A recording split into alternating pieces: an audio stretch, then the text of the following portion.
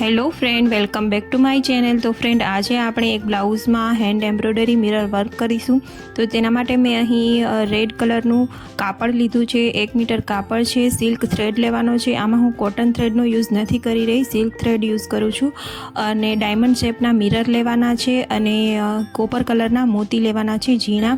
તો હવે સ્લીવ્સમાં હું વર્ક કરીશ। તો અહીં હું સ્લીવ્સ છે તેના પર ડ્રો કરી રહી છું। તો સીધી લાઈન જ ડ્રો કરી રહી છું।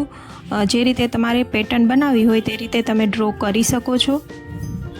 તો આ ડિઝાઇન છે એકદમ ન્યૂ છે, તો જો તમારે શીખવી હોય તો તમે સાથે સાથે શીખી પણ શકો છો।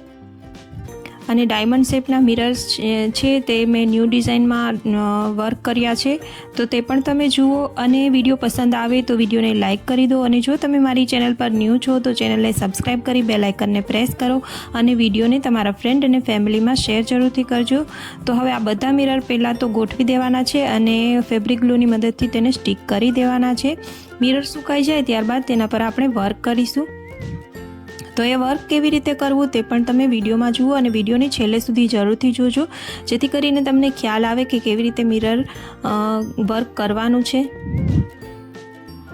અને જે આ લાઈન ડ્રો કરી છે તેના પર આપણે કોપર મોતીથી વર્ક કરીશું। તો બધી લાઈનમાં કોપર મોતી આવશે।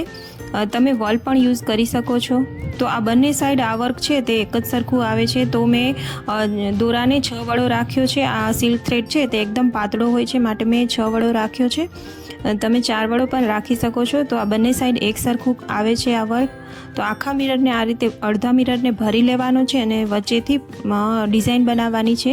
તો એ ડિઝાઇન કેવી રીતે બનાવું છું તે વિડીયોમાં તમે જોઈ શકો છો।